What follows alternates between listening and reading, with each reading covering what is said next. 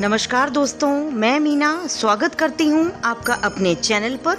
और उज्जैन दर्शन में मैं आज आपको लेकर आई हूँ राजा भर्तहरि की गुफा में, जो कि कई रहस्यों से भरी हुई है। कालिका जी के निकट उत्तर में खेत से एक फलांग की दूरी पर श्री भर्तहरि की गुफा है।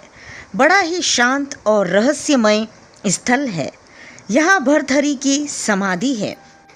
देख सकते हैं दोस्तों आप, इस वक्त जो हम भर्तहरि की गुफा में जाने वाले हैं, उससे पहले कई सीढ़ियाँ, लगभग 100 से 150 सीढ़ियाँ उतरकर हमें नीचे जाना होता है।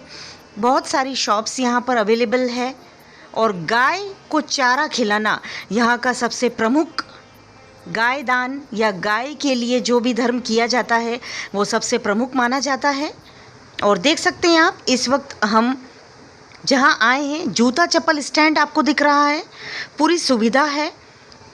फ़ोटो और वीडियो लेना अलाउ नहीं है, लेकिन फिर भी जहाँ तक हो सकता है मैं आपको ये पूरा रास्ता कवर करवाऊंगी। और देख सकते हैं आप, भर्तहरि गुफा में जाने का ये प्रवेश मार्ग है। आइए अब आपको इस भर्तहरि गुफा का जो कुछ खास रहस्य है वो मैं आपके साथ शेयर करती हूँ।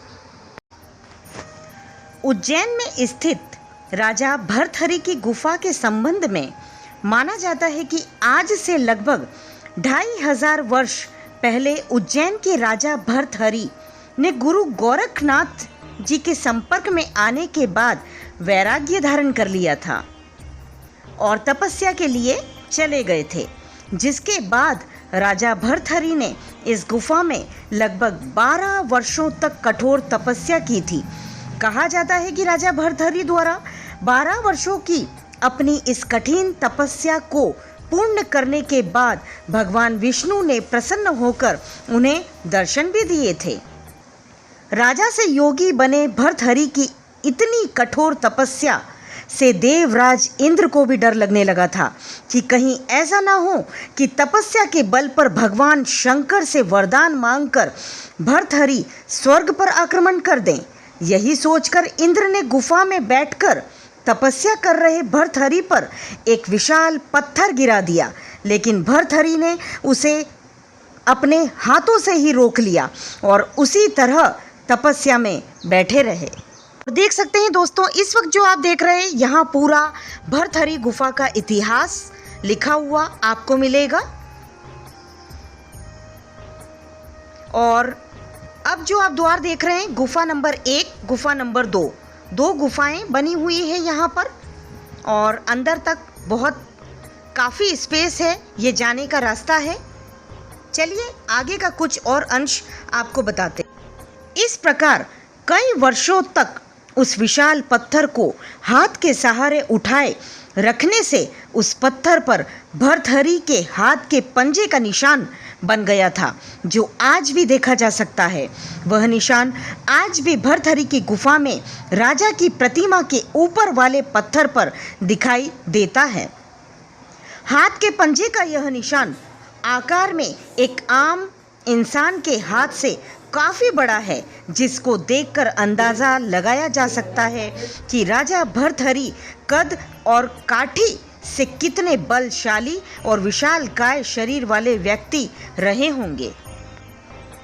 कोई भी आम पर्यटक या श्रद्धालु भर्तहरि की इस गुफा के अंदर अकेला जाने से बचता है। गुफा के भीतर रोशनी के लिए बिजली के बल्ब लगे हुए हैं, फिर भी इसके अंदर की रोशनी बहुत कम है। इसलिए गुफा में प्रवेश करने पर अधिकतर पर्यटकों और श्रद्धालुओं के चेहरे पर डर देखा जा सकता है। हालांकि गुफा के अंदर स्थित शिवलिंग के पास कोई न कोई साधु या महात्मा बैठे हुए होते हैं, लेकिन अधिकतर श्रद्धालु उन्हीं साधुओं और सन्यासियों को देखकर डर जाते हैं और जल्द से जल्द वहां से बाहर आना चाहते हैं। श्री नवनाथ मंदिर देख सकते हैं दोस्तों आप। राजा भर्तहरि की गुफा के दर्शन के बाद यह एक और अति सुंदर प्राचीन मंदिर बना हुआ है, जहां पर कई पर्यटक बैठे हैं, भगवान के दर्शन कर रहे हैं। अति रहस्यमयी और बहुत ही शांत सुंदर यह स्थान है। राजा भर्तहरि की यह गुफा नाथ संप्रदाय के साधुओं के अधिकार में है और नाथ संप्रदाय के साधुओं या साधकों को योगी, अवधूत, सिद्ध और औघड़ आदि के नाम से भी जाना जाता है।